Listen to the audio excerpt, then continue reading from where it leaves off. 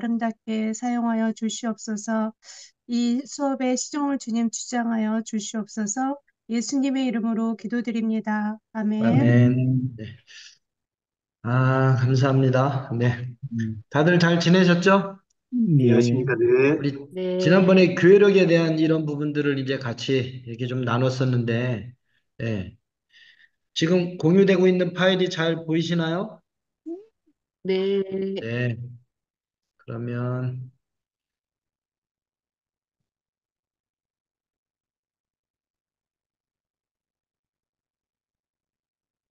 우리 주일에 대한 주일 예배에서 주일 그리스도께서 부활하신 날입니다. 창조의 첫날입니다. 새 창조의 날입니다. 제8요일에 대한 이런 이야기를 했었고요. 주일의 공동체성에 대한 이야기는 레이투르기아라는 단어를 쓴다고 그랬었죠. 그래서 네, 그 레이투르기아, 이거는 공적인 일, 하나님의 백성이 이 공공장소에서 공적인 시간에 공동체가 함께 드리는 공적 행위라는 뜻이라고 그래서 주일 예배는 개인의 어떤 이제 골방 기도나 아니면 소그룹 모임이 예배가 아니라 경건회다라고 이제 이야기를 해줬고요. 공적인 예배와 경건은 서로 상호 보완적인 역할을 한다라는 이야기까지 했습니다. 예배 형식과 내용에 관한 이야기를 하면서 예배 내용은 영과 진리로 예배를 드리는 것이다 라고 했는데, 그럼 예배 형식은 구조와 순서인데 구조는 보이지 않는 것이라고 그랬죠. 예.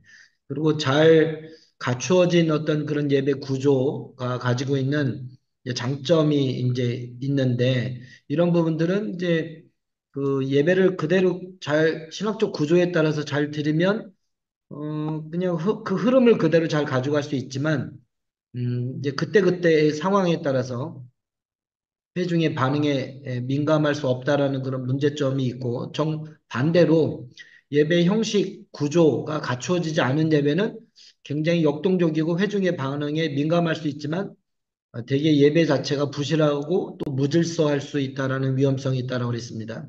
그래서 예배는 일단 공동체가 공적으로 드리는 행위이기 때문에 그 기본적인 구조와 순서에 따른 내용들을 잘 이해하고 거기에 담아서 이제 해야 될 필요성이 있다라는 이야기들을 했습니다. 자, 기독교 예배의 원형을 이제 좀 살펴볼 텐데요. 여기서부터 이제 우리가 들어갈 차례인데, 기독교 예배의 원형은 예수께서 성찬을 만드실 때, 그 성찬을 만드실 때 너희가 이것을 향하여 나를 기념하라 라고 말씀하셨거든요.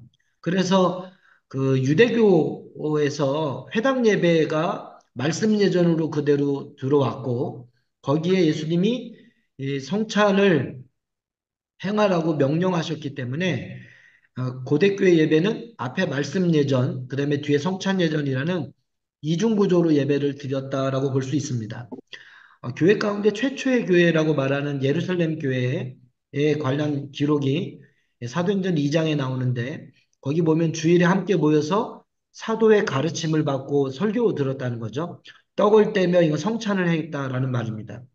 그리고 이제 사도행전 20장 7절에서 11절 말씀에도 보면 거기 사도 바울이 유도고가 떨어져 죽을 때 앞에 말씀을 가르치고 그 다음에 주일날 성찬을 행한 다음에 예루살렘으로 올라가는 기록이 나옵니다.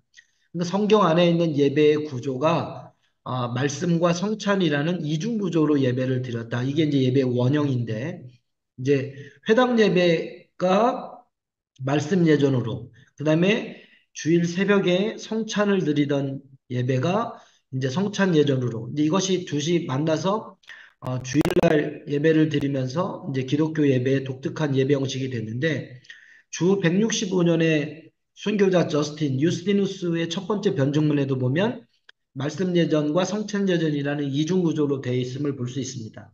거기 예배 순서가 나오는데, 처음에 기독교인들이 모여서 성경을 봉독하고 그 다음에 설교를 하고 그 다음에 기도를 한 다음에 그 다음에 봉헌을 했어요.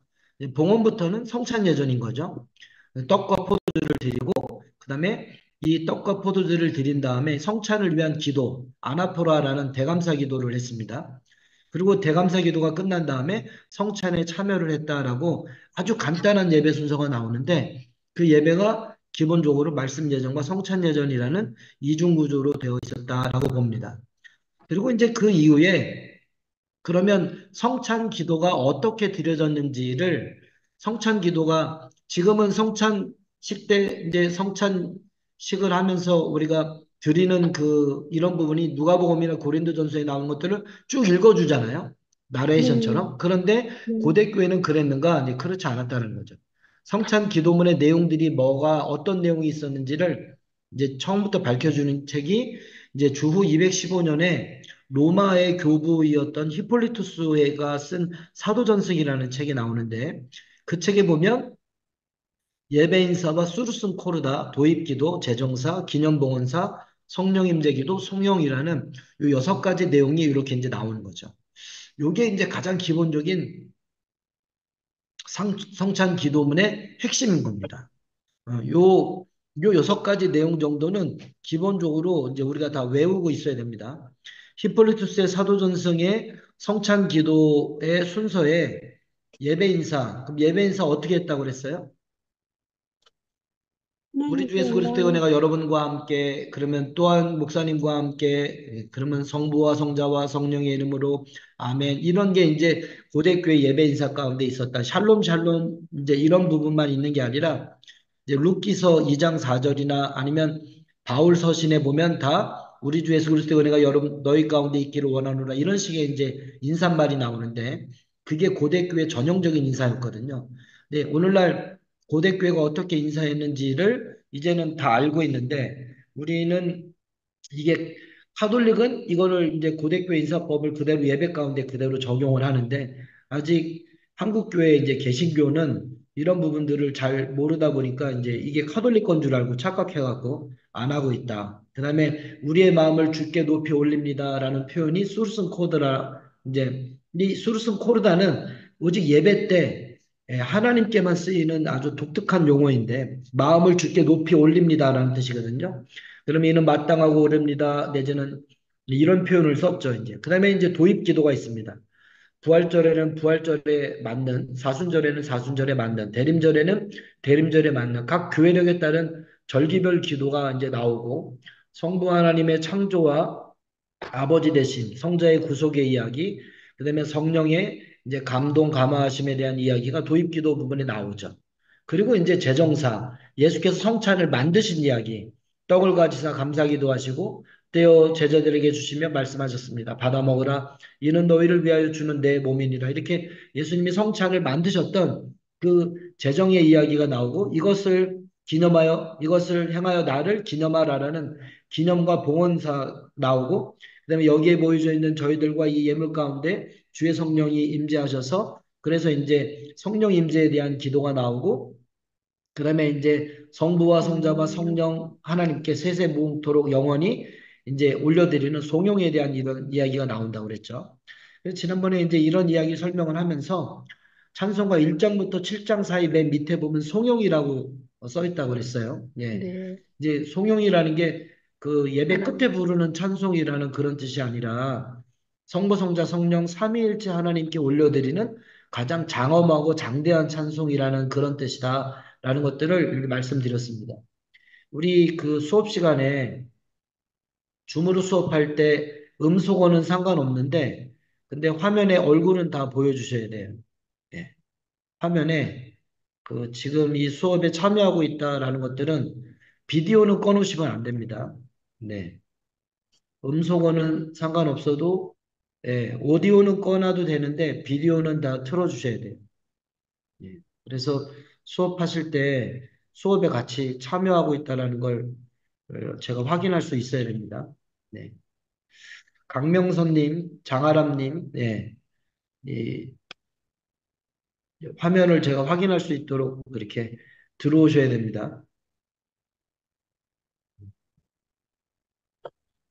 들어와 네, 있습니다. 네네, 감사합니다. 네. 네.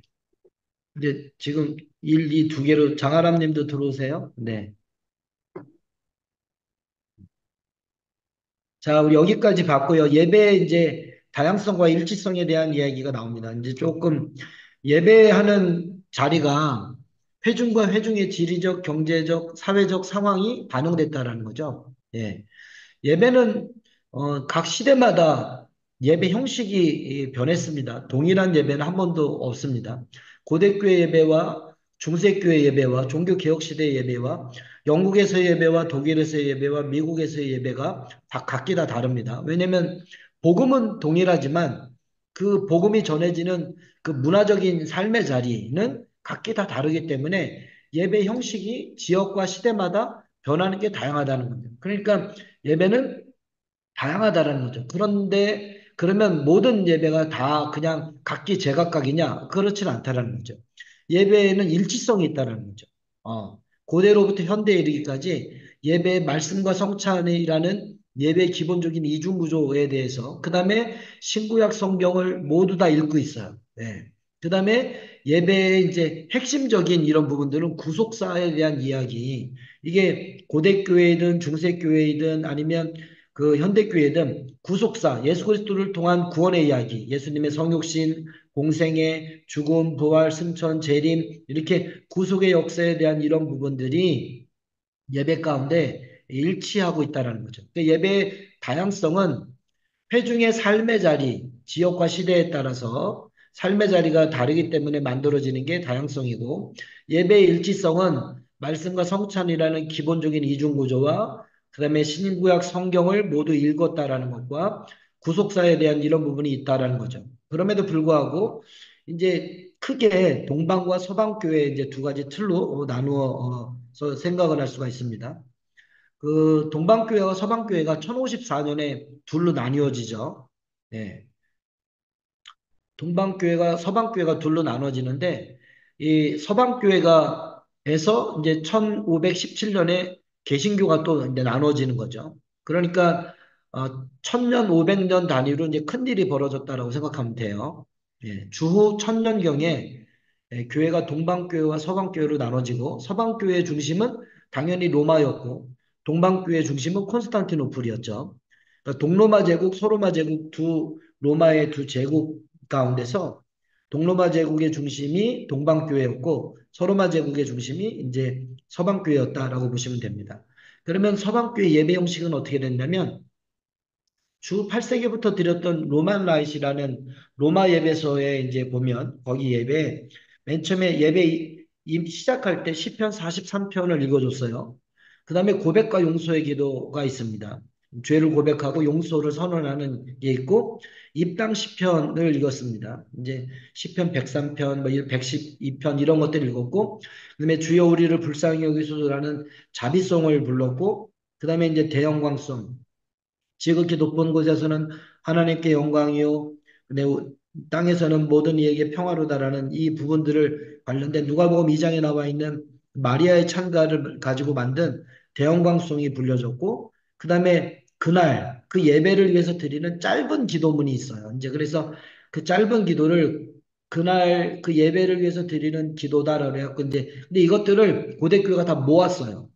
교부들이 했던 기도를 다 모았기 때문에 이걸 컬렉트라고도 합니다. 그래서 그 영어로 된 예배서를 읽다가 컬렉트라고 나오면 그게 이제 그냥 모음집 이런 뜻이 아니라 그날 그날 드렸던 짧은 기도문 모음집이다라고 생각하시면 됩니다. 그리고 이제 서신서를 봉독했어요. 예. 서신서 봉독은 이제 지금으로 말하면 부목사님들이 읽었다라고 생각하시면 되고, 그 다음에 이제 그 가운데 성찬상이 있고 양쪽에 찬양대가 있는 거예요. 음. 가운데 성찬상이 있고 양쪽에 찬양대가 있는데 찬양대가 이렇게 계단 모양으로 만들어졌거든요. 그래서 그거를 층계송, 그레줄이라고 얘기했고 내지는 시퀀스, 이제 속창이라고 이제 이렇게 찬양을 하는데 서신서를 봉독한 다음에 뭐 주님 우리의 마음을 여시어 말씀을 깨닫게 하옵소서 아멘 이렇게 이제 짧은 이제 이 찬양을 이런 이제 찬양을 성경 봉독한 다음에 부르는 찬양이 있었다는 거죠. 그리고 이제 복음서 봉독을 이제 합니다. 물론 복음서 봉독 전에 알렐루야라는 그런 찬양을 부르기도 했고, 그 다음에 이제 설교가 들어가죠. 설교 이후에 신앙 고백이 나오죠. 전에 예배는 계시와 응답의 사건이라고 말씀을 드렸고, 대표적인 계시적 사건이 하나님의 말씀, 성경 목독과 설교라면, 대표적인 응답의 사건은 신앙 고백과 기도와 찬양 이런 것들이 있었다고 그랬죠. 그래서 신앙 고백이 설교 이후에 나온다고 말씀드렸잖아요. 고대교회에서 신앙 고백을 이렇게 했다고 보고 이 신앙 고백은 오늘날 우리가 하고 있는 사도신경이 아니라 니케아 콘스탄티노플 신경이었다라고 생각하시면 됩니다. 사도신경은 언제부터 했느냐? 이제 종교 개혁자들부터 사도신경을 했다. 왜 그러면 그렇게 했느냐? 카톨릭이 니케아 콘스탄티노플 신경을 가지고 신앙 고백을 하니까 그에 대한 반작용으로 그 사도신경 갖고 신앙 고백을 했다라고 보시면 됩니다. 그럼 오늘날 니케아 신경 갖고 신앙 고백을 하면 틀린 거냐? 틀리지 않습니다. 예. 고대 교회가 이미 예, 니케아에서 신앙 고백을 결정한 이후로 계속 그걸 가지고 신앙 고백을 예배 때마다 했다라고 생각하시면 됩니다. 그리고 오늘날 세계 교회가 함께 사용합니다. 그 다음에 이제 봉헌 기도를 하고 그레이트 땡스기빙 대감사 기도를 드리죠. 이 대감사 기도도 가만히 여기 보면 예배 인사와 마음을 드높이 아까 이제 수르슨 코르다라고 했잖아요. 이게 이제 우리의 마음을 주님께 높이 올립니다. 라는 이제 수르슨 코르다가 있고 도입 기도가 있고 거룩하시다 거룩하시다 거룩하시다라는 삼성송이 나오죠. 그런데 아까 사도전승 할 때는 이 삼성송이 없어요.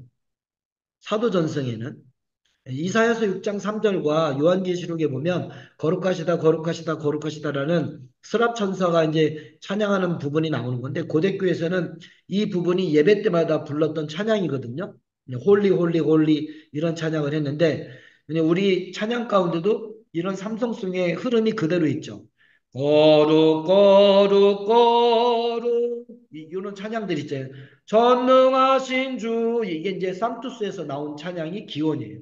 이제 그런 찬양들이 우리가 아직 예배 가운데 그대로 있는데 그 다음에 이제 제성사 나오고 기념봉헌사 나오고 성령 임재 나오고 송용 나오고 요 고대교회가 요 사도전승에서 나온 요 6가지에다가 상투스가 들어간 요 부분까지만 포함돼 갖고 이게 기본적인 예배 성찬 기도문이 다 요렇게 돼 있어요. 그리고 그 성찬 기도 다음에 주님이 가르쳐 주신 기도를 하는 거예요. 예, 주기도문을 이렇게 하는 거죠. 예. 그 성찬 기도문이 딱 끝나고 나면 주님이 가르쳐 주신 기도를 이제 하늘에 계신 아버지 이제 이렇게 이제 같이 기도를 하고 그다음에 성찬을 받기 위한 성찬 참여를 위한 기도 오늘 여기에 모이는 우리들이 감히 주님 앞에 주의 떡과 잔을 받을 수 없는 죄인이오나 우리 가운데 주께서 은총을 베풀어 주셔서 저희가 이 성찬을 받을 때 저희로 하여금 그리스도의 구속의 역사를 깨닫게 하시고 이런 성찬을 위한 참여를 위한 기도를 이제 드리고 난 다음에 다 같이 앞에 나와서 떡과 잔을 받으면서 성찬을 참여하는 겁니다. 성찬이 다 받고 난 다음에 우리가 그리스도께서 하나님께서 우리에게 자기 자신을 내어주심으로 말미암아 거룩한 성찬에 참여했사오니 성찬을 받는 자마다 주께서 다시 오시는 날까지 주의 거룩함을 보존케 하시고 우리가 세상에 나가서 살아가면서 주께서 받은 바 그 성찬에 참여한 자로서 세상을 살아갈 때 아무개 나오부터 이렇게 해서 성찬 이후에 기도를 반드시 드렸어요. 그리고 이제 미스를 해산합시다라고 하면 예배가 끝나는 겁니다. 그래서 미사라는 이 말은 이제 미슬이라는 라틴어에서 온 건데 해산이라는 말이 이 미사라는 말이에요. 네. 그래서 카톨릭에서는 미사라고 하잖아요. 예배 맨 끝날 때 해산하면은 이제 해산하는 겁니다. 그게 예배라는 말로 정착을 한 거예요. 어쨌든 이 고대교회가 예배를 드릴 때 서방교회는 이렇게 이제 예배를 이런 순서로 드렸다고 보시면 됩니다. 여기 시편 43편, 입당 시편, 자비송, 영광송, 그날의 기도 여기까지가 임내 부분이에요. 예배가 시작할 때 하는 임내 부분, 모임의 예정. 성도들이 하나님의 부르심을 받고 세상 가운데서 교회로 나와서 하나님 앞에 나아가는 임내 부분에 해당되는 부분이 이거죠. 그 다음에 이제 성경 봉독하고 설교하고 하는 요 부분, 요 신앙 고백까지 여기가 말씀 부분인 거죠. 말씀 부분이 이렇게 되는 거죠. 이렇게 해서 성경 봉독과 설교와 하는 요 부분이 말씀 부분인 거고, 그 다음에 봉헌 기도를 드리고 대감사 기도를 드리고, 그 다음에 이렇게 해서 성찬에 참여하고 성찬 참여 후 기도까지, 요까지가 성찬 부분인 거죠. 예. 앞에 임내가 있고 그다음에 말씀이 있고 그다음에 성찬이 있고 그다음에 이제 파송을 위한 기도를 하고 파송을 하거든요. 해산시키는 거죠. 이게 이제 파송 부분인 거죠. 그래서 고대교회 예배는 기본적으로 임내, 말씀, 성찬, 하송이라는 사중 구조의 형식으로 돼 있었다라고 보시면 됩니다. 이 정교회 예배는 이제 동방교회 예배, 동방정교회라고도 하죠. 이제 제의실 기도에서 이제 베스트리라고 그래갖고 이 제의실이 뭐냐면 이제 예배자가 예배 인도자 사제가 내지는 목사가 그 옷을 입으면서 예배를 인도하기 위해서 혼자 밀실에서 기도를 하면 드리는 게 제의실 기도예요. 예. 감히 죄인된 저 같은 인간이 하나님께서 허락하신 이 예배를 인도할 자격이 없는 내가 어찌 하나님 앞에 예배를 인도하는 그런 사람이 되겠습니까? 나는 감추어 주시고 오직 하나님만 드러나게 하옵소서. 이런 기도 있잖아요. 예배 드리기 전에 자신을 살피는 기도를 이제 드립니다. 그리고 이제 나와서 그 안에서 그 이제 이렇게 동방교회는 앞에 이렇게 그 성단소 안에 하고 회중이 있는 자리에 이렇게 막이 있어요. 이렇게 칸막이가 이렇게 있거든요. 그래서 그 칸막이 안에서 기도를 하는 겁니다. 안에서 하나님께서 우리를 예배 가운데 부르심에 우리가 하나님 앞에 나왔나이다. 그러면 참으로 그러하니이다. 아멘. 이런 식으로 이제 회중이 이제 이걸 연도식 기도라고 그래요. 이제 주거니 받거니 하는 이 안에서 이런 그 연도식 기도를 이제 하는 거죠. 그리고 그 연도식 기도가 이제 끝나고 나면은 다시 이제 그 예배를 바깥에서 예배 인도하고 있는 부제가 있거든요. 그 부제가 이제 그 회중과 함께 안에서 이제 맨 처음에 예배 전체 예배를 인도하고 있는 사제가 있고 바깥에서 일종의 예배 인도자가 따로 있는 거예요. 예배 인도자가 두 명이라고 보시면 돼요. 안에서 전체 예배를 인도하는 사람이 말을 하고 있고 바깥에서 예배 인도하고 있는 사람이 회중과 또 이렇게 이제 연도식 이제 응답송을 하면서 기도를 또 해요. 그러고 난 다음에 안에 있는 분이 성경책을 들고 이제 나와요. 이제 이게 리틀 엔트런스인데 소입당이라고 그래요. 이제 이게 말씀 예전에요. 성경책을 머리 위에 이렇게 들고 그리고 왼쪽에 있는 문을 열고 이렇게 나옵니다. 회중석 앞으로 나와요. 나와서 회중을 한 바퀴 이렇게 돌고 들어가요. 그리고 들어가면 그때 이제 네 개의 찬송이 불러집니다. 이제 말씀을 쭉 불고 들어오는 동안에 입당 기도와 그다음에 거룩하시다 거룩하시다 거룩하시다 이제 삼성송이 불려지고 들어가고 나면 이제 또 네 개의 찬양이 불러지고 그다음에 시편과 서신서와 알렐루야와 기도와 복음서 성경 몽독이 네 가지가 다 진행이 됩니다. 그리고 설교를 하기도 하고 설교를 안 하기도 해요. 설교를 안 할 때가 더 많습니다. 지금도 설교가 없어요. 예배 때. 그리고 이제 그 중보기도나 간구를 합니다. 그리고 이제 다시 이제 기도와 그러면 그 이제 간구를 한 다음에 기도해주고 나서 저 뒤쪽에 세례를 받지 않은 사람들은 뒤쪽에 모여요. 그러면 그들을 위해서 기도하고 이제 부제가 그들을 해산시켜요. 다 보낸 다음에 그 다음에 다시 세례받은 사람들만 남아서 주님의 평화 막 인사를 해요. 그 다음에 그 신자들을 위한 기도가 드려져요. 예. 세례받은 저희들이 주님 앞에 나와서 하나님 앞에 영광을 드리오니 하면서 이제 신자들을 위한 기도가 딱 드려지고 그 기도가 두 번 드려진 다음에 이번에 대입당을 해요. 대입당은 성찬을 위해서 다시 오른쪽 문을 열고 문이 세 개가 있거든요. 가운데 문이 있고 오른쪽 문이 있고 왼쪽 문이 있는데 왼쪽 문을 열고 이렇게 이제 다시 성경책을 들고 나왔다가 오른쪽 문을 열고 이제 성찬을 나오는 거죠. 그러면 이제 목회자 스톨 앞에 이제 향, 그 다음에 이제 이 성찬의 빵과 포도주, 그 다음에 십자가 이런 긴 행렬을 이루면서 이제 쭉 나와요. 그래서 대입당을 하고 그다음에 이제 케루빔 천사들의 이제 찬양을 드리는 거죠. 지극히 높은 곳에서는 하나님께 영광을 막 이런 찬양들이 드리고 그다음에 이제 이 회당을 한 바퀴 삥 돌고 난 다음에 다시 봉헌 기도가 이제 드려지죠. 그리고 이제 주거니 받거니 하는 연도식 기도가 다시 또 드려지고 주님의 평화하고 또 평화 인사를 나눕니다. 그리고 신앙 고백을 하고 그다음에 대감사 기도를 이제 하죠. 아까 이야기했던 것처럼 예배 인사와 그다음에 수르승 코르다, 재정사, 기념봉헌사, 성령 임재 기도, 그다음에 영광송, 주님의 기도. 이제 거의 동방교회와 서방교회가 대감사 기도가 아주 비슷하죠. 예. 그렇게 드려지고 그다음에 성찬 때 앞에서 이제 기도한 다음에 엘리베이션을 하죠. 빵을 가지사 감사기도 하시고, 그 다음에 떼어, 그 다음에 또 잔을 가지사 감사기도 하시고, 제자들에게 주시며 말씀하셨습니다. 이렇게 이제 엘리베이션을 합니다. 그리고 다 나와서 성찬에 참여하죠. 동방교회는 이 엘리베이션이 끝나고 나면 잔에다가 빵을 넣어요. 잔에 포도주가 있잖아요. 거기다가 빵을 이렇게 다 집어넣어갖고 이거를 숟가락으로 다 이렇게 으깨갖고 잔과 빵이 다 섞여요. 그러면 그걸 긴 숟가락으로 이렇게 딱 떠서 그 다음에 나오면 입을 벌리면 그 앞에다가 이렇게 딱 떨어서 이렇게 입에다가 넣어주는 거예요. 예. 일일이 입에다가 숟가락이 딱 이렇게 다 떨어서 이렇게 입에다가 넣어줘요. 예. 그래서 그렇게 해서 참여합니다. 예. 이제 지난번에 정교회 이제 예배 드리러 갔을 때 이렇게 이제 와서 종교의 신자가 아닌 사람들은 절대로 이걸 주지 않거든요. 네.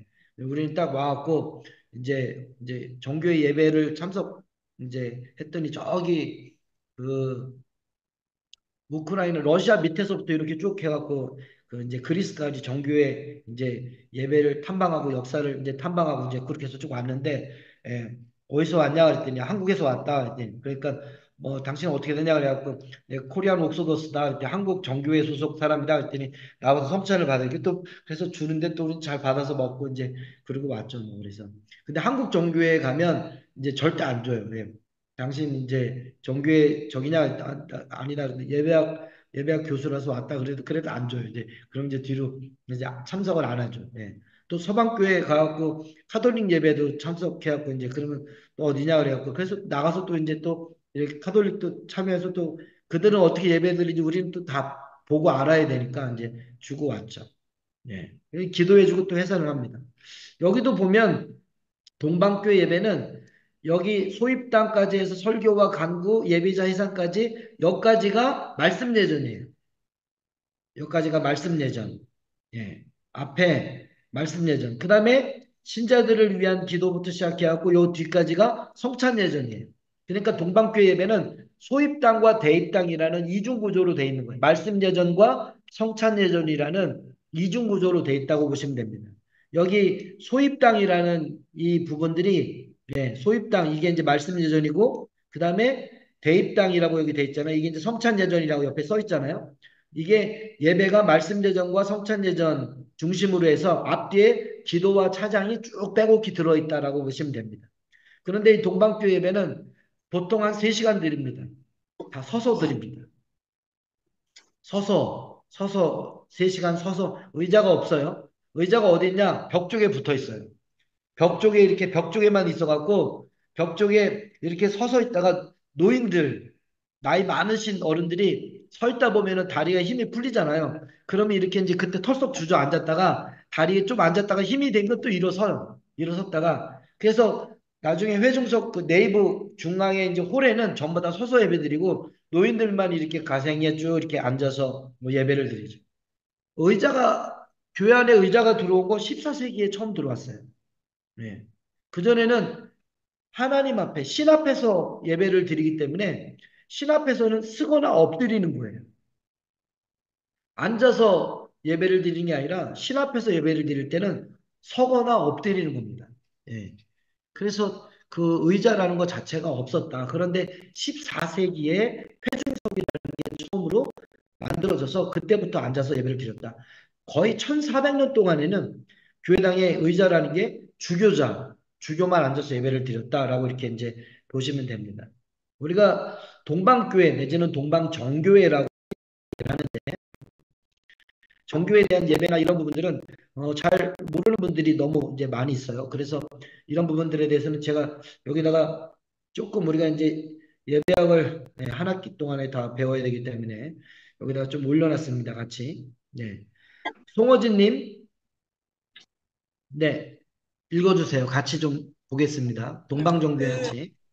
그 정리해서 논문을 조금 올려놨어요. 예. 동방정교의 예배는 성찬 예전에 따라 네 가지로 나눈다. 요한 크리스토의 예배, 바질의 예배, 야고보의 예배, 그리고 미리 축산된 성찬 예배가 그것이다. 죄송한데 잘 들리세요? 네. 네. 조금만 더 크게 해주세요. 네.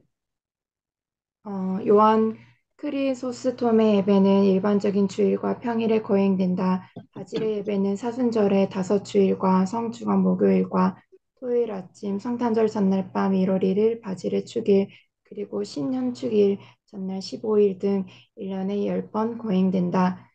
또한 크리소스톰의 예배 순서와 동일하나 사제의 기도문이 더 길다. 야고보 사도의 예배는 주로 예루살렘에 거행하며 매년 10월 23일 야고보 축일과 10월 26일에 성탄절 다음 날 등 1년에 두 번 거행된다. 마지막으로 사순절의 수요일과 금요일 그리고 순환 주간의 첫 3일 동안 미리 축성된 성찬 예배가 드려진다. 동방정 네. 교회는 동방교회 예배는 네 가지가 있는데 보통 주일마다 드리는 게 크리스토스톰 예배고 바질의 예배는 1년에 10번 드립니다. 그러니까 예배 드리는 날이 정해져 있어요. 사순절 동안에 그다음에 성목요일, 성토요일, 성탄절 전날 이렇게 이제 예배 드리는 이날은 이 예배를 드리는 거예요.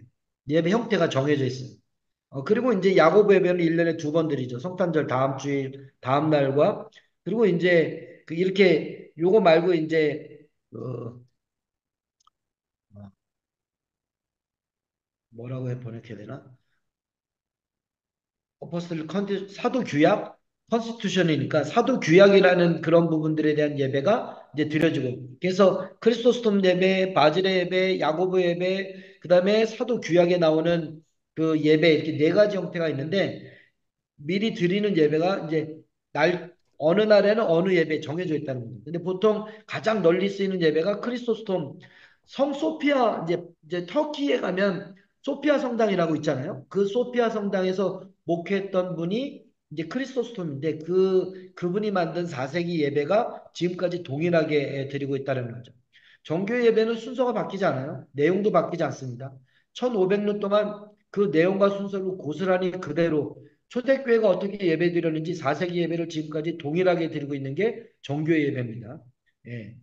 여기 정교회, 동방정교회 여기서부터 다시 읽어주세요. 예. 동방정교회 예배 중에서 안디옥 계열은 셋으로 구분하는데 첫째는 사도구약 제2권과 몇 권이 잘 둘째는 빈찬티 계보, 셋째는 예루살렘 계보이다. 예루살렘의 계보의 대표적인 예루살렘의 실릴의 예배는 세례 예비자들을 위한 교육 과정에서 간접적으로 그 시기의 예배를 엿볼 수 있다. 본 연구에서는 안디옥 계보의 최초의 예배인 380년경에 작성된 사도규약인 제 나오는데 8권. 자, 동방교회 크리스토품 예배 형식을 좀 보죠. 네. 계속 읽어주세요. 오늘날 동방정 교회 주일 예배는 요한 크리소스톰의 예배와 다르지 않다. 이것은 임례 예전, 소입당이 중심되는 말씀 예전, 그리고 대입당이 중심되는 성찬 예전, 그리고 강단에서의 간단한 회식 기도와 해산으로 끝나는 삼중 구조로 되어 있다. 그 순서는 다음과 같이 진행한다. 준비 예식, 임내전. 네. 준비 예식 1600년경에 최종적 형식을 갖추게 되었다. 이것은 사제들의 준비와 성탄 선물을 준비하는 두 부분으로 나뉜다. 성탄 선물 준비는 다시 세 개의 부분으로 나뉜다. 첫째 부분은 성단소 밖으로 거행된다. 삼위 하나님과 하나님을 잉태한 성모 마리아에게 자비를 구하는 기도, 성상벽에 걸린 그리스도, 성모, 세례자의 요한의 성상에 대한 존숭, 성인의 찬송, 피 없는 제사를 드릴 힘을 구하는 기도 및 사람들의 용서를 구하는 요청이 포함되어 있다. 둘째 부분은 사제가 구약의 본문을 읽으며 예복을 입는 의식이다. 셋째 부분은 시편 26편 6절로 8절에 나온 대로 손 씻기가 있다. 이들 두 번째와 세 번째 행위들은 성단소의 남쪽에 위치한 주교와 사제, 부제 등 예배 담당자들이 예복을 보관하는 방에서 예복을 입으면서 하는 기도이다. 이것은 예배가 시작되기 전 성화벽 뒤에 마련된 제대의 왼편에서 비공개로 진행된다. 네. 성찬 이건 경배하고 이제 하나님 앞에 예배하는 것과는 다르게 우리가 어른 만나면 공손하게 이제 배꼽 손을 하고 공경하는 것처럼 이제 이건 신으로 섬기는 게 아니라 공경하는 거죠. 이제 그런 부분들이 있고 이 동방교회는 부제라고 한 거고 보제라고 합니다. 동일한 역할인데 이제 그다음에 성찬 성물 예. 성찬 선물을 준비해서 사제는 성창을 사용하여 여러 조각으로 제대에 빵을 나눈다. 빵 이제 중앙에 예수 성창이라는 건 그리스도 뭐냐면 빵을 나누는 이제 이렇게 이제 창이 있어요. 이렇게 앞에 삼각형 모양의 이제 빵을 나누는 이걸 이제 성창이라고 하는데 네 계속 빵 중앙에 예수 그리스도께서 승리한다라는 뜻의 헬라어가 새겨져 있다. 왼쪽 예수 것은 성 그리스도에 대한 거에서 이수스 그리스도스 그래서 요 표현이 이제 이렇게 ICXC 그다음에 이게 이제 승리하다라는 게 나이키라는 거 니카라는 요 부분이 예, 승리자 예수 그리스도라는 뜻입니다. 네, 계속요. 왼쪽 것은 성모 마리아를 위해, 오른쪽 것은 천사들, 애언자들, 사도들, 교부들, 순교자들, 수도자들, 성인들을 위해, 앞에 것은 교회 신자들을 위해, 그리고 그보다 앞에는 안식한 신자들을 위해, 맨 나중에는 침례자를 위해 빵을 떼어 넣는다. 사제는 빵을 떼어 놓으며 하나님께서 모두를 기억해 주시도록 기도한다. 사제는 또한 성작에 포도주를 부은 다음 거기에 물을 붓는다. 이것들은 그리스도의 십자가를 기억하는 것이다. 이후 아이르로 불리는 큰 천으로 덮는다. 네, 빵이 치즈케이크 모양으로 생겼다고 생각하시면 돼요. 그런데 그 빵에 중앙에 승리자 예수 그리스도라는 ICXC 그다음에 니카가 이제 써 있고 그다음에 이게 이제 조각을 해서 오른쪽은 천사들 이렇게 빵을 조각 다 나눠 갖고 요 맨 오른쪽에 있는 건 천사들 조각. 그래서 그 다 나눠져 있어요. 예언자들을 부분 위한 그래서 빵 위에 그림이 딱 그려져 있고 그 순서대로 딱 나누고 평신도들을 위한 그 부분만 잔에다가 집어넣어 갖고 그거를 막 이제 포도주에다가 빵을 말아서 같이 이제 으깬 다음에 그걸 떠서 이렇게 준다라고 생각하시면 됩니다. 제가 까먹지 않으면 다음 주에 그 빵 생긴 부분들이 어떻게 나눠져 있는지 그걸 가져와서 한번 보여드릴게요. 예. 대연도 그다음에 네. 연도는 교창 형식으로 하는 기도이다. 평화 가운데 주님께 기도합시다. 부제가 평화의 대연도를 아름다운 문 앞에서 시작한다.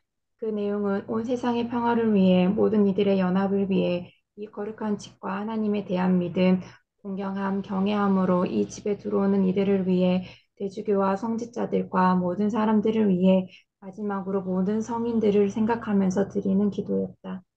네. 그다음에 세 번의 연도 연도와 삼성기도, 세 개의 응답송은 낭송되는 노래이다. 하나의 단위로 결합되어 있거나 기도로 각각 분리되어 있는 세 가지 시편 혹은 세 그룹의 시편들을 두 찬양 인도자나 찬양대가 번갈아 응답하며 부르는 형식이다. 첫 번째 연도는 하나님의 권능, 영광, 자비, 그리고 인류를 향한 그의 사랑을 고백한다. 두 번째 연도는 교회가 하나님께 속했다는 것을 고백한다. 세 번째 연도는 하나님과 연합된 이 새로운 인류에게 영원한 생명을 주는 진리의 지식이 주어졌음을 알려준다. 거룩하신 하나님, 거룩하고 강대한, 거룩하고 영전한 주여, 우리를 긍휼히 여기소서라는 삼성기도는 하나님의 거룩하심을 고백하는 기도이다. 그다음에 소입당은 불 밝힌 양초들과 높이 들린 복음서를 들고 행진한 후에 성경 봉독과 설교를 하는 의식이다. 이것은 사제가 제대에 접근하고 회중이 운집한 장소로 나아가는 왕의 문을 여는 것과 향을 치고 사제가 복음서를 들고 성부와 성자와 성령의 나라가 이제와 항상 또 영원히 찬미되나이다라고 외침으로 시작된다. 집사가 복음서를 들고 들어오면 십자가와 촛불과 향을 든 신부들과 목사들이 행렬을 지어 뒤를 따른다. 그들은 여기 제단과 집사는 집사님을 말하는 게 아닙니다. 여기 집사는 아까 그 보제라고 말했잖아요. 디아코너스라고 그래갖고 그 안수받은 목회자를 말하는 거예요. 예, 안수 집사님이나 이런 분을 평신도를 말하는 게 아니라 그 우리로 따지면 전도사나 부목사님 정도 되는 사람을 이야기하는 겁니다. 예. 그다음에 그들은 그래서 제단을 거기 나눌 이제 복음서 들고 십자가, 촛불, 향 이런 것들을 이제 들고 그다음에 복사, 사제 옆에서 도와주는 이제 이 사람들이 있거든요. 행렬을 지어서 이제 이끌어가는 거죠. 그러면 네, 여기서부터 그 위에 그 위에 성상이 배열되어 있는 성상 간마기의 북쪽문을 통하여 행진한다. 행렬이 교회의 중앙 통로로 내려온다. 복음서가 성축되고 입맞춤을 받는 의식이 거행된다. 그리고 나서 행렬은 다시 완전히 방향을 바꾸어 왕의 문을 통해 복음서가 노래되거나 읽혀지는 거룩한 단 앞으로 나아간다. 소입당에서는 대연도와 안티플, 입당, 삼성송, 성서봉독, 설교, 연도, 예비자 퇴장 등이 이루어진다. 소입당은 그리스도께서 선포하러 오신 것의 재현이라고 해석한다. 네. 자, 성찬예전 성찬의 네, 신자들의 계속이요. 기도, 네. 설교 이후 행해지는 찬양과 신앙 고백 다음에 오는 기도로 교회 공동체의 간구와 중보가 주된 내용이다.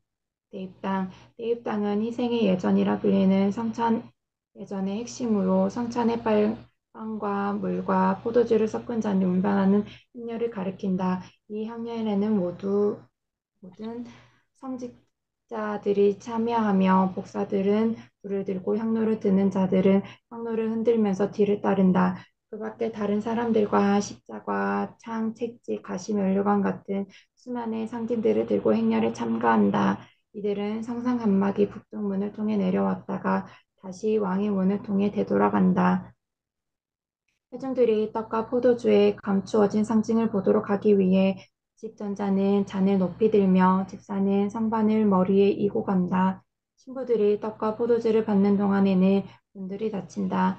그리고 일반 회중이 와서 성찬에 참여할 수 있도록 문이 다시 열린다. 공원 기도와 연도, 성찬 선물은 성물 연도라고 불리어진다. 공동 집례를 하는 집례자들 간의 평화 인사가 거행된다. 부제는 문드라 문드라 지혜로 우리를 참여하게 하라고 알린다. 빵과 포도주가 들어진 후 니케아 콘스탄티노플 신조가 1인칭 단수로 낭송되거나 노래로 불려진다. 성찬 기도를 앞두고 고린도후서 13장 13절의 인사가 거행된다. 8. 성찬기도. 성찬기도는 인사와 마음을 드높이 도입기도, 제정사, 기념사, 성령임재 기도 순으로 드려진다. 중보기도와 주의기도. 모든 직임을 수행하다 고인이 된 신자들과 영광스러운 성모 그리고 죽은 자와 산자를 위한 중보기도가 이어진다. 중보기도에 이어 주님께서 가르쳐 주신 기도가 드려진다. 또한 천국재단의 성물을 받으실 것과 신비를 받기에 우리가 합당하도록 하는 연도가 드려진다.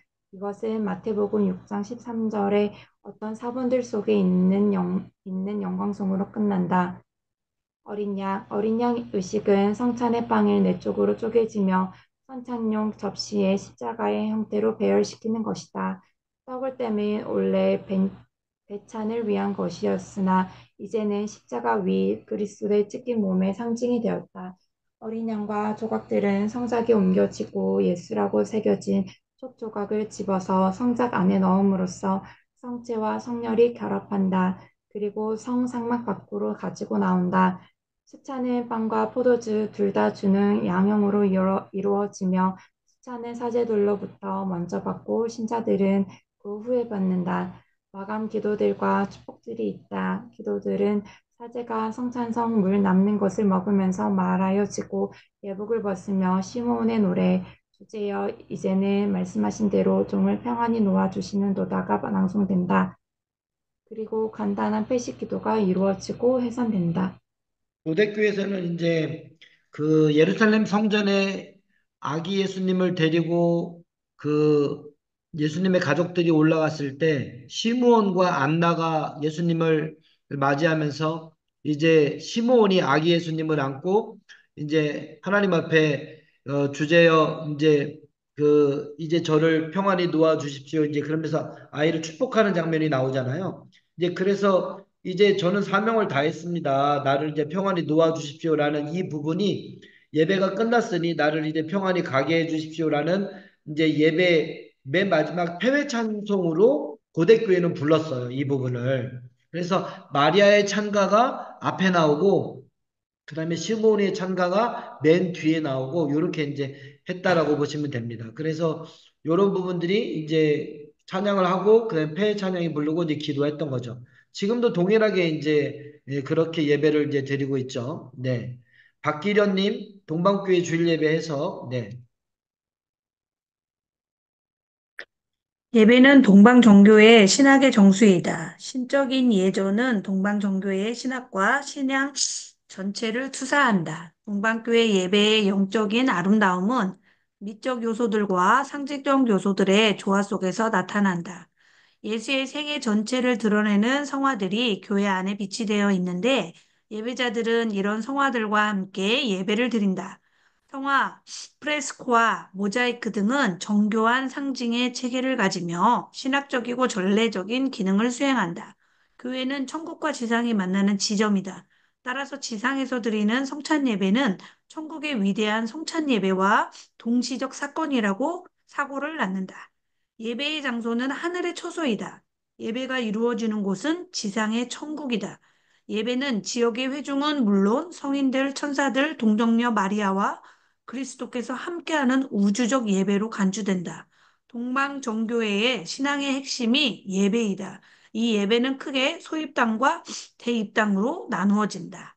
서방교회와 다르게 동방정교회의 인내 예전은 소입당 말씀 예전에서 분화한 것이 아니라 소입당 이전에 덧붙여진 것이다. 소입당 이전에 대연도, 세계응답송, 그리고 삼성기도가 있다. 이것들은 예전과 별개로 존재했다가 나중에 통합된 것이다.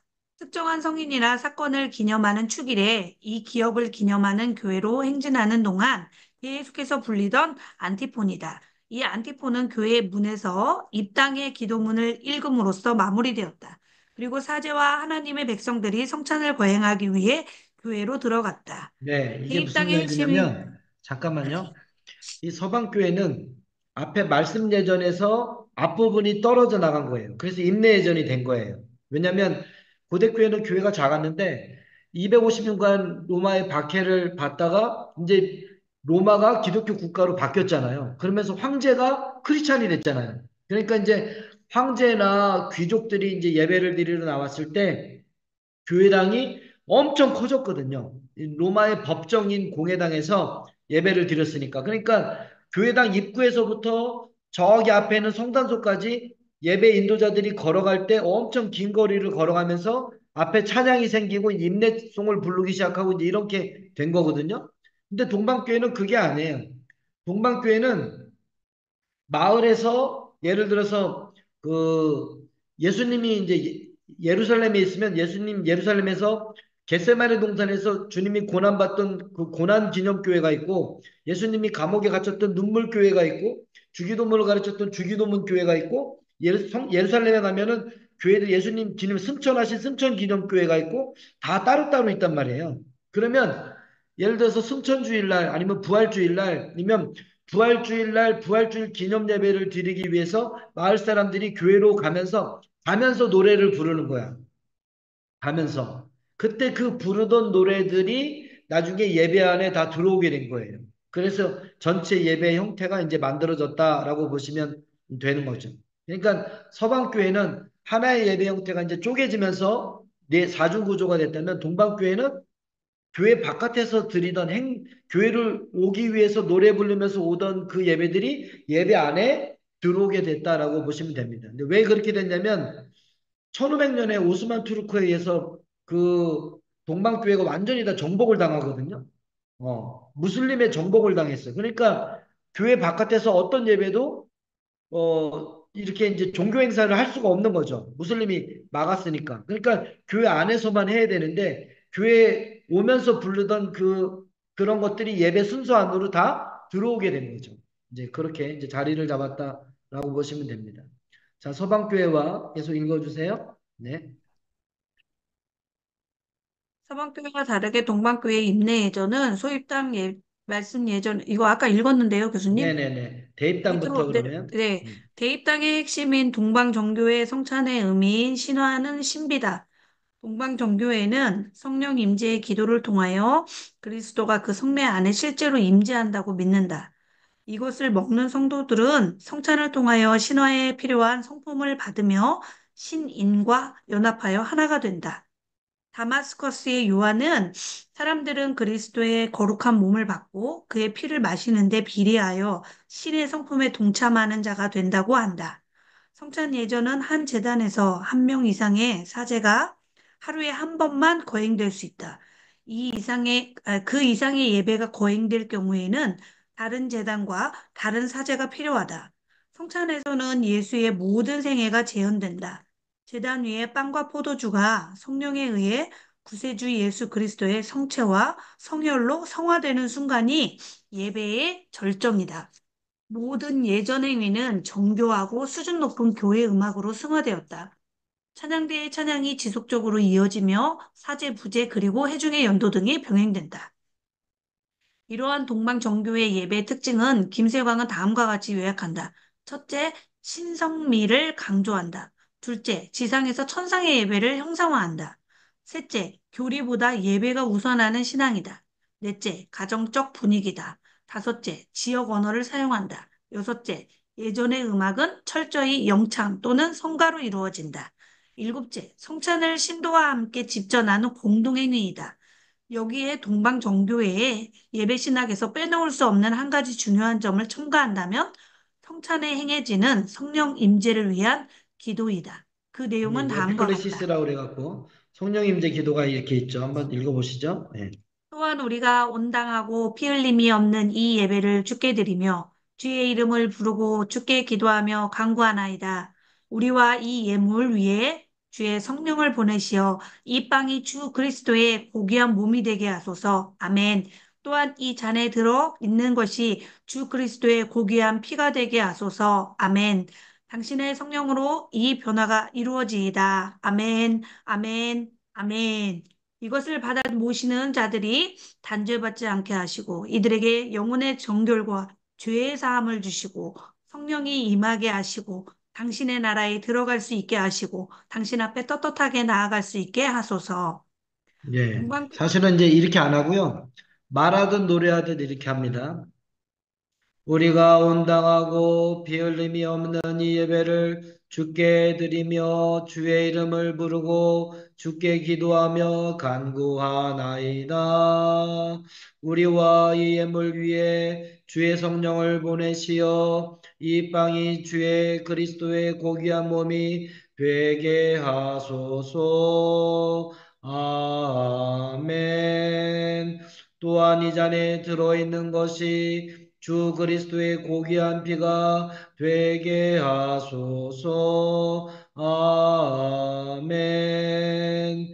당신의 성령으로 이 변화가 이루어지이다. 아멘. 아멘. 아멘. 이것을 받아 모시는 자들이 단죄받지 않게 하시고 이들에게 영혼의 정절과 죄사함을 주시고 성령이 임하게 하시고 당신의 나라에 들어갈 수 있게 하시고 당신 앞에 떳떳하게 나아갈 수 있게 하소서. 아멘. 뭐 이런 식으로 해요. 예, 이런 식으로 이 말하듯 노래하듯 모든 기도문이 다 스피치 멜로디로 돼 있어요. 근데 이 스피치 멜로디는 어디서 왔을까요? 동방교회 이런 스피치 멜로디는 어디서 왔을 것 같아요?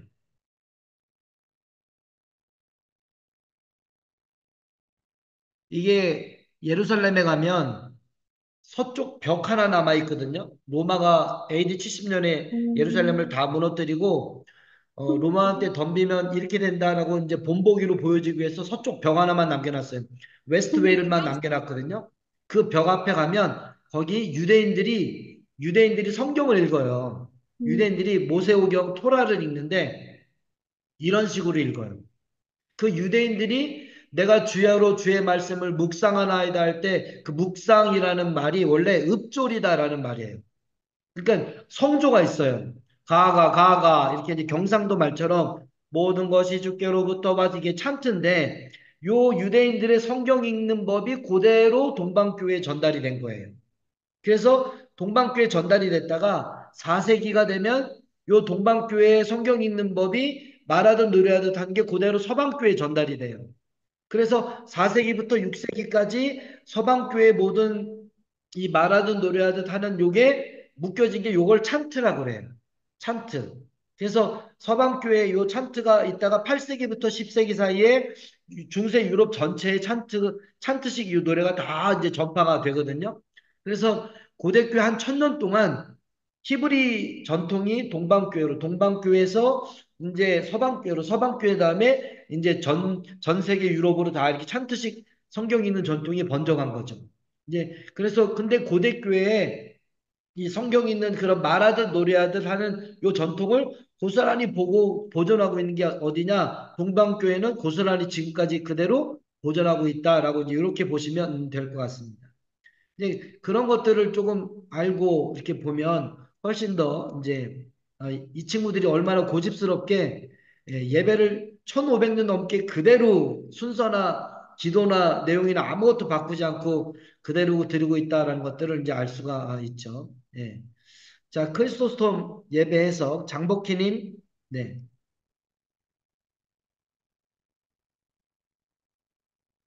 요 부분, 네.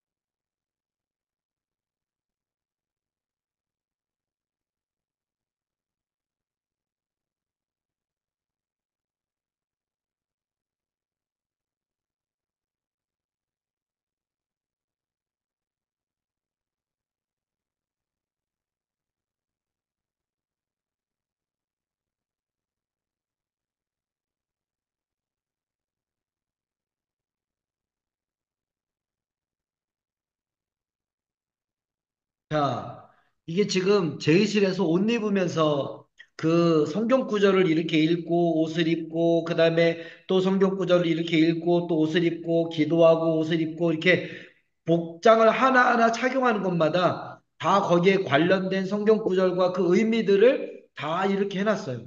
그래서 정교회 예배는 그 예배 순서와 행동에 정교의 모든 신학이 다 들어가 있어요. 이걸 오르도라고 합니다.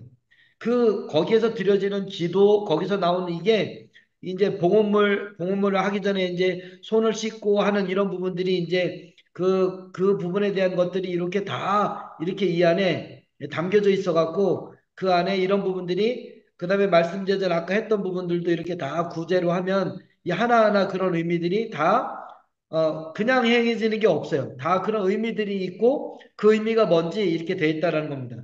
근데 이런 부분들을 일일이 이제 다 이렇게 보게 되면 뭐 어마어마하겠죠. 예.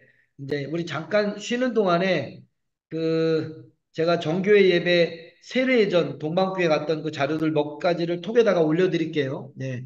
그냥 이거는 유아 세례하는 그 부분인데 그 부분을 잠깐 보면서 조금 이렇구나라고 그냥 유아 세례 관련된 부분들을 이게 그 내용을 말로 다 적어 놓다 보니까 이런 부분들이 일일이 이게 무슨 얘기를 하는 건지 이게 보면 이해가 되는데 보지 않고는 이해가 참 어려울 수 있거든요.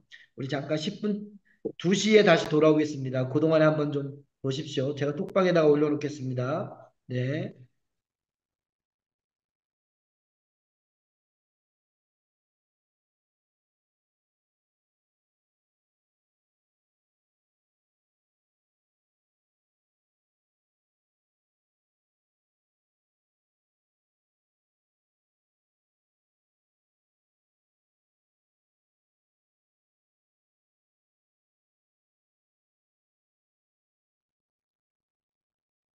네, 되고 있습니다.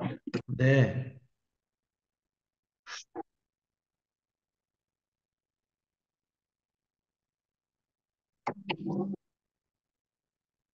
이제 불가리아 이게 이제 릴라 수도원이라는 수도원 안에 있는 전경인데 예. 앞에 보이는 전면에 보이는 이게 이코니스타스라는 아까 이제 성상이 이렇게 되어 있는 이 벽이거든요. 예, 가운데 문이 있고 양쪽에 이렇게 문이 있다고 그래서 요게 말씀 예전하는 요 문으로 나왔다가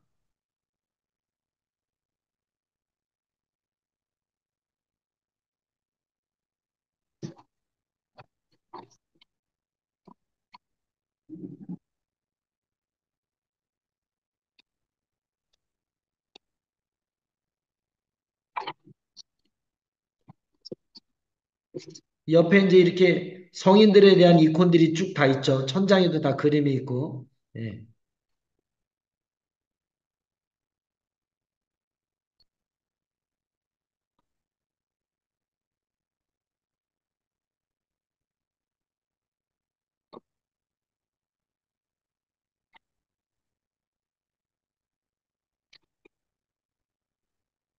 이게 우리가 저기 교실에서 다 같이 모여갖고 큰 스크린으로 다 같이 보면서 이렇게 지금 수업을 해야 되는데 이게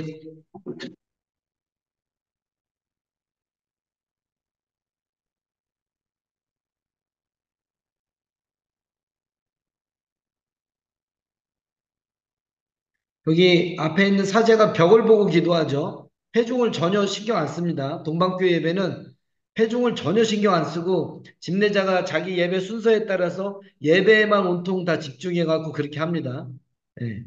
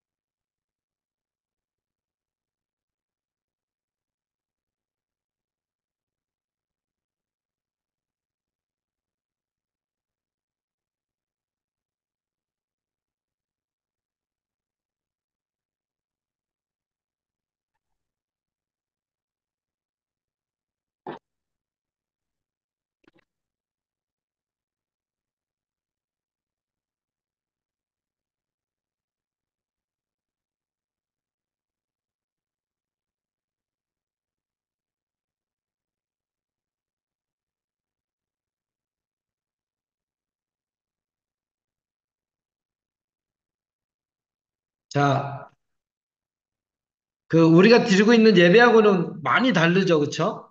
예, 우리가 드리고 있는 예배하고는 많이 다르고, 아까 말하듯 노래하듯 그렇게 한다 그랬잖아요. 스피치를. 그렇게 하면은 중간에 우리는 아멘이라고 그러는데, 이제 저쪽에서는 아민이라고 그러거든요. 아민, 아민, 이렇게 하면서 계속 이렇게 이제 성호 걷는 이런 동작을 하면서 이렇게 하는 이런 부분들이 이제 공경의 행위인데, 이런 부분들이 계속 나오는 걸 볼 수 있습니다. 예배가 얼마나 다양한지 이 스펙트럼이 엄청 넓다라는 거죠. 예배 스펙트럼이. 예. 그래서 고대교회 우리가 알고 있던 초대교회는 어떻게 예배를 드렸을까라는 이런 부분들이 우리가 생각하고 있는 거하고는 조금 많이 다를 수 있다. 근데 그 각 시대마다 아까 그 예배 형태라 이런 것들이 지역마다 문화적인 요소 때문에 다 다르다고 했잖아요. 이제 그런 부분들이 얼마나 다른지에 대한 이런 부분들을 조금 이제 이해하고 예배에 대한 이런 폭이나 생각을 조금 넓게 가질 필요가 있다라는 것들을 조금 알아줬으면 좋겠다라고 생각을 하고요. 타종교에 대한 기독교 예배의 차별성에 대해서 오늘 조금 구분하면 좋겠다라는 생각을 합니다. 네. 안재영님, 네. 안재영님, 네. 네, 이 부분 읽어주세요. 네, 기독교 예배는, 공유가 안 되는데요, 교수님. 네? 공, 그래요? 사진이, 네네. 네. 잠깐만요. 네. 네, 네. 보여요. 네. 재영님이 어디 가셨네? 일단은 그러면 윤성욱님이 먼저 해주시고 안재영님이 그 다음 거 해주시죠. 네. 윤성욱님, 네. 타종교 예배에 대한 기독교 예배의 차별성에 대해서, 네. 예, 들어오셨네요. 네. 예, 안재영님, 예. 네. 이거 읽어주세요. 네. 몇 페이지죠? 제가 읽다가 네. 죄송합니다. 예. 화면에 공유되고 있는 부분들, 네. 전도사님 맨 마지막 장에 타종교 거기요. 네.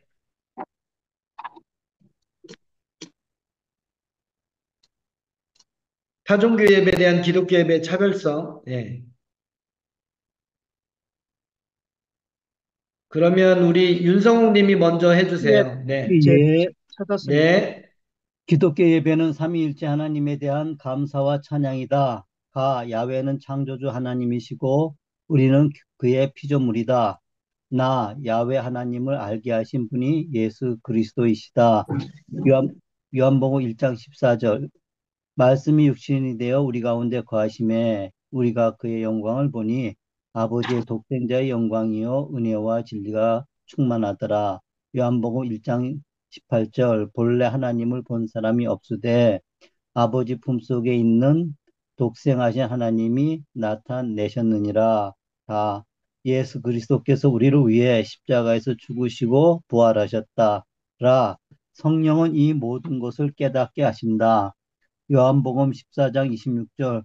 보혜사 아버지께서 내 이름으로 보내실 성령 그가 너에게 모든 것을 가르치고 내가 너에게 말한 모든 것을 생각나게 하리라. 고린도전서 12장 3절.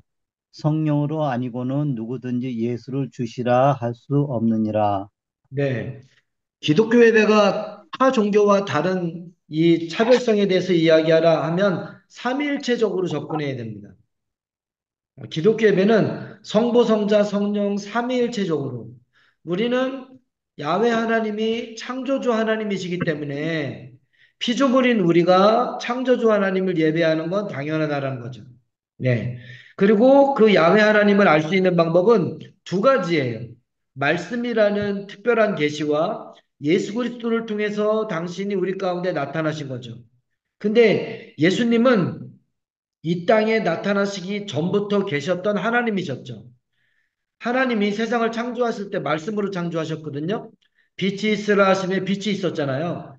그 세상을 온 우주 만물을 창조하신 그 말씀은 하나님과 함께 계셨다라고 했는데 그 말씀이 곧 하나님이니라라고 요한복음에 나오는데 그 말씀이 우리가 볼 수 있도록 우리가 알 수 있도록 우리 가운데 육신을 입고 오신 분이 누구냐면 예수님이죠. 그래서 하나님이 자기 자신을 온전히 드러내신 분이 누구냐면 예수 그리스도입니다. 그래서 우리는 창조주 하나님을, 그리고 그 창조주 하나님이 우리의 하나님 되심을, 우리가 섬기고 예배드려야 하나님 되심을 예수 그리스도를 통해서 알게 됐죠. 말씀이 육신이 되신 분. 그리고 그 예수님은 세상을 위한 창조주일 뿐만 아니라 우리가 하나님 앞에 구원받을 수 있도록 우리를 위해서 십자가에 죽으시고 부활하신 구원자 되시잖아요. 그래서 우리는 창조주 하나님, 그 다음에 구속하신 하나님, 그 다음에 이 하나님의 창조 사역과 예수 그리스도의 구속 사역을 우리가 깨달아서 하나님을 예배할 수 있도록 우리 가운데 역사하시는, 깨닫게 하시는 분 누구? 성령 하나님. 그래서 성부, 성자, 성령께서 우리의 예배의 대상이 되신다라는 것들을 우리가 이런 기독교 예배가 타종교와 함께 드리는 예배의 차별적인 이해가 뭐냐면 삼일체에 대한 신앙입니다. 네. 성부 하나님은 창조주로서 그 창조주 하나님을 알게 하시고 우리를 구속하신 예수 그리스도에 대한 이해, 그 다음에 예수 그리스도의 십자가 부활 사건에 대한 구속과 하나님의 성부 하나님의 창조 사건을 알게 하시는, 깨닫게 하시는 분은 누구다? 성령이시다. 그래서 성부, 성자, 성령 삼위일체 하나님은 예배의 유일한 대상입니다가 기독교 예배에 대한 이 차별성 부분이 바로 이 부분이다라는 겁니다. 그래서 타종교에 대한 기독교 예배의 차별성을 쓰시오라면 삼일체적으로 이 부분을 그렇게 이해할 수 있어야 된다라고 생각하시면 됩니다. 자, 이제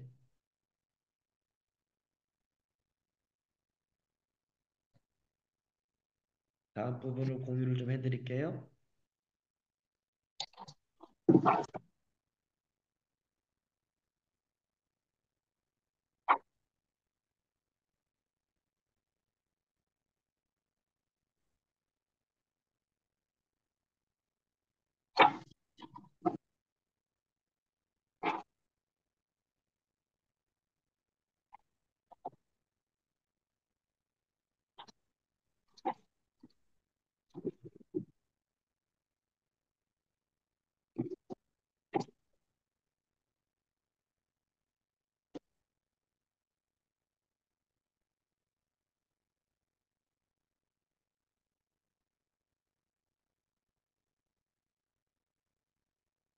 자, 공유가 또 잘 됐나요? 네. 네. 세례를 위한 준비. 예.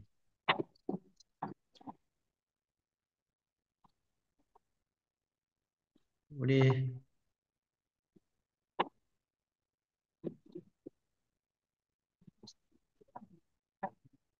안재영님 준비가 되셨나요? 이 부분은 파일에 안 담겨 있습니다. 화면을 보셔야 보입니다. 네. 불편하시나요? 세례를 위한 준비, 네. 회개와 회개의 열매. 존 웨슬리는 하나님의 은총 가운데 인간을 통찰합니다. 전적으로 타락한 인간일지라도 하나님의 선행 은총에서 배제된 인간은 없습니다. 양심은 선행 은총이 죄인된 모든 인간에게 역사하고 있다는 증거입니다. 양심이 자연적인 것이 아니라 은총의 산물입니다. 그렇지만 선행 은총이 죄범한 인간에게 직접적인 구원의 은총으로 작동하는 것은 아닙니다. 하나님은 선행 은총을 통해서 인간이 중생의 은혜로 향할 수 있는 믿음을 주십니다. 중생의 은총을 얻기 원하는 신자는 선행 은총에 힘입어 회개와 사죄의 은혜를 경험해야 합니다. 자, 여기까지 누가 설명할 수 있으세요? 선행 선행은총. 예. 예. 장로교의 예. 구원관과 성결교의 구원관은 다르죠. 칼비니스트 구원관하고 웨슬리안 구원관은 다릅니다. 예. 그 칼비니스트는 도르트문트 신조에서 보통 이제 튤립이라고 그러는데, 튤립의 5글자를 따갖고 맨 그 첫 번째가 뭐냐면 이중 예정으로 예. 구원받죠. 구원받을 자와 구원받지 못할 자가 정해져 있죠. 예. 그런데 그렇게 되면 무슨 문제가 생겨요? 구원받지 못한 자의 책임이 누구한테 있어요? 신에게요. 하나님이 정하신 거니까 책임도 하나님께 있는 거예요. 구원받았다. 오늘날 예배드리고 있고 구원받은 자들에 대한 것들은 확실한데 구원받지 못한 책임이 하나님께 있는 거거든요. 그래서 웨슬리는 이런 이중 예정에 웨슬리는 예정을 반대하지 않았어요. 예. 성경 안에 예정이 있잖아요. 하나님이 야곱과 에서 가운데서 야곱을 미리 택하셨다라고 나오잖아요. 예정이라는 말 자체가 수도 없이 나오는데, 근데 웨슬리는 그 예정을 반대하지 않고, 그 다음에 이제 알미니우스 같은 경우는 화란의 신학자였는데, 이 사람은 예지를 얘기했거든요. 미리 아신다. 화란의 개혁파 이제 칼비니스트였는데, 이제 칼뱅의 이중 예정에 반대해서 예지를 주장하죠. 근데 웨슬리는 예정과 예지를 합쳐서 예지 예정을 주장했다라고 보시면 돼요. 물론 지금 조직신학 시간은 아니지만 그럼 웨슬리의 구원에 대한 이해는 뭐냐면 은총이에요. 인류가 타락했어요. 전적으로 타락한 인간은 완전히 타락했기 때문에 오직 생각하는 게 다 악해요. 전적으로 타락한 인간이 하나님을 찾을 수 있어요? 선을 생각할 수가 없는데 전혀 없어요. 그래서 인간은 전적으로 타락했기 때문에 하나님의 형상대로 지음받아서 우리에게 주어진 자유의지도 완전히 타락하게 된 거거든요. 그래서 자유의지를 가지고 하나님의 형상대로 지음받았기 때문에 인간이 하나님처럼 자유의지를 갖고 있었는데 그걸 가지고 선악을 알게 하는 나무 열매를 따먹었잖아요. 예. 그래서 인간이 자유의지도 박탈해 당했거든요. 그런데 하나님이 우리에게 악인과 선인에게 하나님은 동일하게 다 햇빛을 주시는 것처럼 모든 사람에게 선의 은총을 모든 사람에게 베풀어 주신 거예요. 선의 은총은 그래서 선행 은총이 모든 사람에게 베풀어졌다는 그 증거가 뭐냐? 양심인 거예요. 예. 철학에서 양심과 신학에서 양심은 다릅니다. 신학에서의 양심은 선행 은총의 결과예요. 그 모든 사람에 다 양심이 있다라는 거죠. 양심은 인간이 자연적인 것이 아니라 하나님의 은총의 선물인 거거든요. 그래서 인간은 부분적으로 자유의지가 회복이 됐어요. 부분적으로. 예. 그래서 선행 은총으로 말미암아 부분적으로 자유의지가 회복되었고 인간이 하나님을 찾아갈 수 있을 만큼 의지가 회복이 된 거거든요. 그래서 아직 선행 은총으로 구원에 이르는 중생의 은혜까지 가기 전에 회개할 수 있는 은혜, 자기를 돌아볼 수 있는 은혜, 양심에 의해서 도덕적으로 윤리적으로 반응할 수 있는 은혜, 그까지 부분적인 은혜가 회복이 된 거죠. 그래서 선행 은총을 힘입어서 회개와 사죄를 할 수 있는 그런 은혜 여기까지가 왔다는 거죠. 이게 카톨릭이네. 장로교하고 성결교의 신학적인 큰 차이예요. 장로교는 이중예정이기 때문에 중생한 사람이 회개해요. 그런데 성결교나 감리교는 선행은총을 주장하기 때문에 하나님의 은총으로 말미암아 회개한 사람이 중생하게 된다는 거예요. 장로교는 중생한 자가 회개하고 성결교는 회개하는 자가 중생할 수 있다. 이렇게 이제 이야기하는 거죠. 이 순서가 조금 달라요. 자, 그 다음에 계속 읽어주세요. 누구든지 사죄의 은혜를 받으려면 먼저 회개해야 합니다. 세례 요한은 먼저 회개해라 했습니다. 예수께서도 첫 선포에서 회개하고 복음을 믿으라고 하셨습니다. 사도들도 너희가 회개하고 돌이켜 너희 죄 없이 함을 받으라고 하였습니다. 회개는 사죄의 첫걸음이고 중생을 소원하는 자들의 출발선입니다. 회개는 마음을 바꾼다라는 뜻입니다. 회개는 마음의 방향을 바꾸어서 오직 하나님을 향하는 것입니다. 성경은 진심으로 하나님 앞에서 하지 않고 사람 앞에서만 보이려는 거짓 회개를 경계하고 있습니다. 또한 성경은 회개를 하나님에게만 하고 사람에게나 할 필요가 없다는 거짓 회개를 경계하고 있습니다. 예수는 이웃에게 원망 들을 만한 일이 생각나면 먼저 형제와 화목하고 그 후에 와서 예물을 드리라고 하십니다. 합당한 열매를 맺은 회개는 여리고의 삭개오처럼 하는 것입니다. 열매 맺는 회개는 단순히 죄를 직시하고 슬퍼하고 고백하고 부끄러워하고 미워하고 돌아서는 것이 아닙니다. 이 모든 전 과정을 통과하면서 회개의 열매를 맺어야 진정한 회개입니다. 이러한 의미에서 회개는 먼저 하나님을 향하면서 동시에 사람을 향하여 해야 합니다. 성경은 회개에 합당한 열매를 맺는 회개를 다음과 같이 말씀하고 있습니다. 그러므로 회개에 합당한 열매를 맺고 속으로 아브라함이 우리 조상이라 말하지 말라. 내가 너에게 이르노니 하나님이 능히 이 돌들로도 아브라함의 자손이 되게 하시리라. 이미 도끼가 나무 뿌리에 놓였으니 좋은 열매 맺지 아니하는 나무마다 찍혀 불에 던져지리라. 무리가 물어 이르되 그러면 우리가 무엇을 하리이까? 대답하여 이르되 옷 두 벌 있는 자는 옷 없는 자에게 나눠줄 것이요 먹을 것이 있는 자도 그렇게 할 것이니라 하고 세리들도 세례를 받고자 하여 와서 이르되 선생이여 우리는 무엇을 하리이까 하며 이르되 부과된 것 외에는 거두지 말라 하고 군인들도 물어 이르되 우리는 무엇을 하리이까 하며 이르되 사라에게서 강탈하지 말며 거짓으로 고발하지 말고 받는 급료를 족한 줄로 알라 하니라. 합당한 열매를 맺는 회개는 후회할 것이 없는 구원에 이르게 하는 회개입니다. 복음을 전함으로 사람의 마음에 찔림을 받는 것이 그 사람의 마음을 아프게 하는 일이 될 수는 있지만 후회할 일은 아닙니다. 그 마음 아픔이 그 사람을 회개하도록 인도했기 때문입니다. 베드로는 오순절에 유대인이 빌라도의 손을 빌려 예수를 죽였다는 것을 지적하고 예수 그리스도의 부활과 주되심을 증거합니다. 베드로의 설교를 들은 사람들은 마음에 찔려 우리가 어찌할꼬 질문합니다. 베드로는 너에게 회개하고 각각 예수 그리스도의 이름으로 세례를 받고 죄 사함을 받으라. 그리하면 성령의 선물을 받으리니 권면합니다. 그 말을 받은 3천 명의 사람들이 세례를 받았습니다. 회개는 율법적인 회개와 복음적인 회개로 구분됩니다. 구원에 이르도록 이끄는 회개는 율법적인 회개입니다. 이 회개는 우리의 죄악과 죄의 책임이 우리에게 있다는 것과 우리 능력과 힘으로는 이 문제를 벗어날 가능성이 전혀 없다는 것을 깨닫게 해줍니다. 구원받은 이후에는 복음적 회개가 있습니다.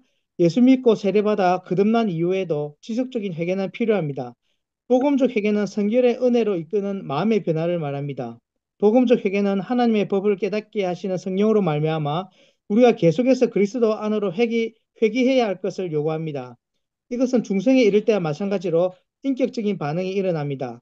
이 인격적인 반응이 수반되어야만 중생의 상태를 유지할 수 있고 성결의 은혜로 나아갈 수 있는 것입니다. 네. 회개에 대해서 이제 이렇게 이야기하는 세례를 위한 준비로 회개와 회개의 열매가 있죠. 그 다음에 그 두 번째 보면 신앙과 신앙 고백이 있고, 그 다음에 세 번째로는 구원과 구원의 확신이 있고, 네 번째로는 윤리와 윤리적 삶이 있습니다. 이렇게 해갖고 요게 회개 세례받기 전 준비하는 요 단계로 있는데 요 세례를 위한 준비 과정이 1단계 해갖고 총 10개가 돼 있어요. 10개가. 근데 고대교회에서 세례받기 전에 뭐뭐를 가르쳤을까요? 어떤 걸 가르쳤을까요? 여러분 세례받기 전에 뭐 배웠어요? 강명선님 그 오디오 교리 키신 다음에 배우지 않나요? 말씀하셔야 돼요. 예. 여러분 세례받기 전에 뭐 교육 내용으로 뭘 배우셨어요? 답 교리 교리. 배운 것 같은데요? 교리 어떤 교리 배우셨죠? 삼위일체 관련된 거 아니에요? 삼위일체 세례받기 네. 전에 벌써 엄청 삼위일체 관련된 아, 사도신경을 배웠죠. 그거 인정하라고 네. 말하라고 하지 않나? 믿습니까? 그 물어보는. 11조에 관한 얘기도 했어요. 네. 성도들이 11조. 해야 되는 거, 11조 생활할 거, 이제 교회 생활. 교회 생활. 네, 알겠습니다. 고대 교회에서는 세례받기 전에 뭘 가르쳤는지, 교육이 어땠는지, 얼마나 가르쳤는지. 나는 세례 교육을 3년간 받았다. 3년 동안 받았다. 없어요? 그러면 보통 얼마나 받으셨어요? 4주? 4번? 8번? 대략 그 정도. 일주일. 일주일 내내 7번? 아니요. 그럼 한 번? 아니, 한 네. 3번 나간 것 같아요. 3번? 네. 고대 교회는 세례 교육을 3년 동안 성경과 기도를 가르쳤어요. 그리고 40일 동안 매일 교육을 했어요. 그 3년 동안 교육받은 사람 중에서 선택해서 40일 동안 집중적으로 매일 가르쳤어요. 그리고 세례를 받았어요. 세례 받는 게 하늘의 별 따기예요. 너무 어려운 거예요. 근데 문제는 그렇게 가르쳐 놓으니까 사자우리에 집어 던져도 예수를 부인 안 하는 거예요. 근데 오늘날에는 세례 받는 게 너무 쉬운 거예요. 교육 과정이 세례 때 뭘 가르쳐야 되는지도 아는 목사님을 만나본 적이 없어요. 고대교회가 어떻게 가르쳤는지도 아시는 목사님을 만난 적이 없어요. 우리도 지금 말할 수는 없어요. 다음 주에 이제 세례교육에 관한 이런 부분들은 시간이 다 돼서 지금 다 할 수는 없고, 우리 대면 수업이 언제죠? 다음 주입니다. 다음 다음 주 주요. 대면 수업인가요? 예, 그러면 네, 네. 다음 다음 주. 주에는 세례에 대해서 집중적으로, 예. 지난번에 교회력도 이제 막 했는데 뭐 다 하는 건 불가능한데 할 수 있을 때까지 하고, 교단의 세례교육 지침서라는 책이 있습니다. 교단의 세례교육 지침서라는 책이 있는데 그 책하고 그다음에 작년 세례 문답하고 유소년 세례 문답 이런 문답집이 있어요. 예.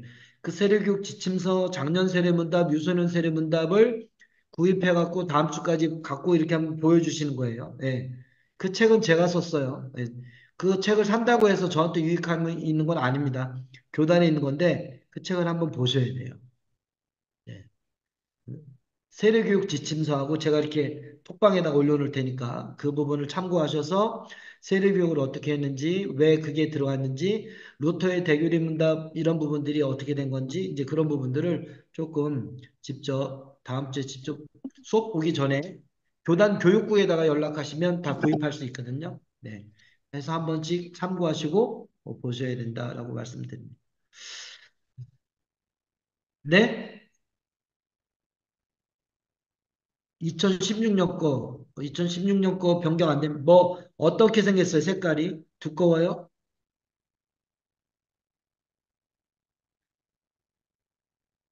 네. 그러니까 뭐, 빨간색, 주황색 막 이렇게 된 거 말고, 책자로 두껍게 돼 있어요. 네. 예, 흐리는 했어요. 그거면 맞아요. 그게 이제, 예, 지금 나머지는 안 팔 거예요, 교단에서. 예, 그, 교단에서 유소년 세례 문답집을 만들어 달라길래 세례 교육 문답이나 세례 교육을 통째로 바꿀 거면 도와주겠다 그래갖고, 기존에 있는 걸 전량 폐기하면 내가 돕겠다 그래갖고, 그래서 다 폐기시키고 새로 만들어서 줬어요. 예. 네, 왜 그래야 됐는지는 수업 시간에 다음 주에 설명을 드릴게요. 네, 그거 갖고 계신 것 같아요. 네, 그 책이나 내용들을 다음 주에 설명해 드릴 테니까 꼭 미리 준비해서 교단 교육국에다 신청하셔갖고 봤으면 좋겠다라고 생각을 합니다. 기도하고 마치겠습니다. 네. 주일 예배에 대해서, 기독교 예배에 대해서 짧지만 같이 공부하고 또 나눌 수 있도록 인도하신 하나님 감사합니다. 다음 주 대면 수업 시간에는 세례에 대해서 집중적으로 공부하고 또 조명하고자 하오니 우리 가운데 복 내려 주시옵소서. 세세무토록 영광 받으실 하나님과 성령과 함께 중보자 예수님의 이름으로 기도합니다. 아멘. 아멘. 아멘. 마치겠습니다. 네, 감사합니다. 기도합니다. 감사합니다. 다음 주 대면 수업 때 뵐게요. 네, 감사합니다. 뵙겠습니다. 다음 주에 그러면 그 문답지 가지고 와야 되나요? 네, 갖고 오시면 좋습니다. 네. 네, 카톡방에 올려주셔요.